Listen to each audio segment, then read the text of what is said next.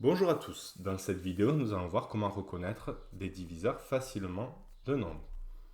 Donc l'objectif c'est reconnaître facilement les nombres qui sont divisibles par 2, 5 et 10, 3 et 9 et 4. Donc ça va vous amener un certain bagage qui va vous permettre de résoudre certains exercices bien plus rapidement.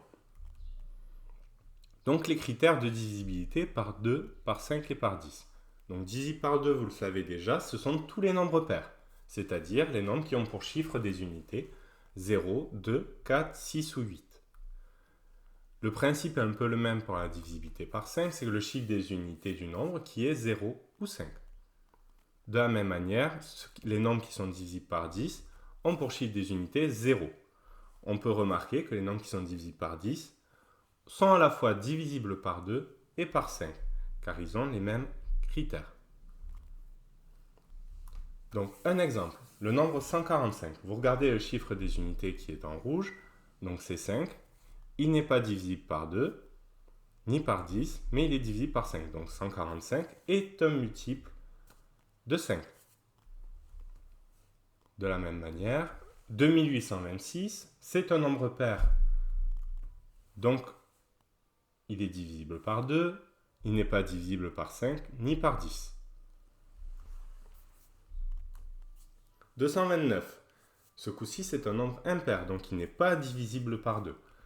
Il n'est ni divisible par 5, ni par 10, car il ne finit pas par 0 ou 5.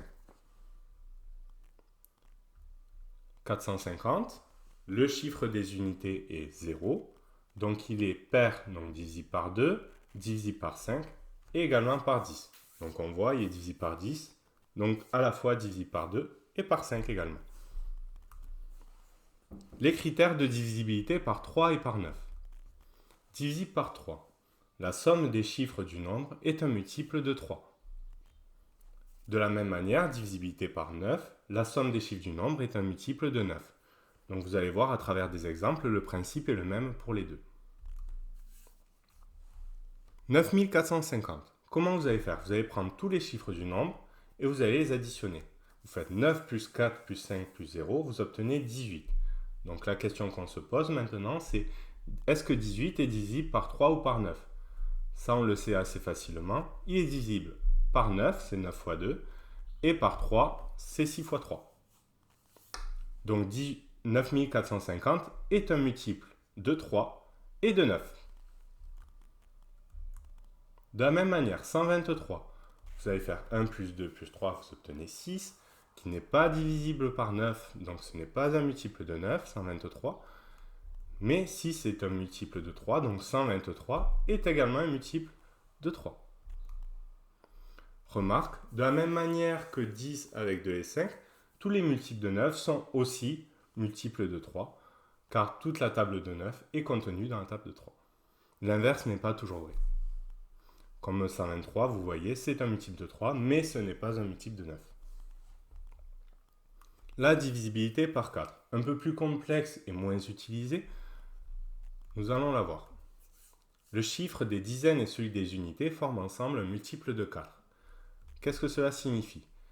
Je vous ai mis tout d'abord la liste des multiples de 4 jusqu'à 99 et vous regardez le nombre. Donc vous regardez que le chiffre des dizaines et des unités qui forment votre nombre. Donc c'est 23. Est-ce que 23 est un multiple de 4?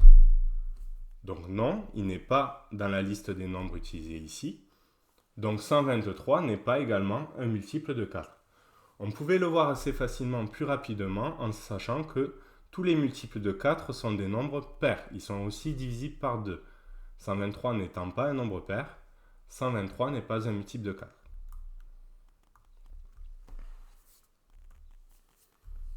« 6772. On regarde les deux derniers chiffres du nombre. 72, on voit qu'il est multiple de 4. Donc 6772 est également un multiple de 4. Pour les multiples de 4, au lieu d'écrire toute la liste de nombres, vous pouvez essayer de les trouver facilement. Ils fonctionnent de la même manière comme jusqu'à 20. 4, 8, 12, 16, 20.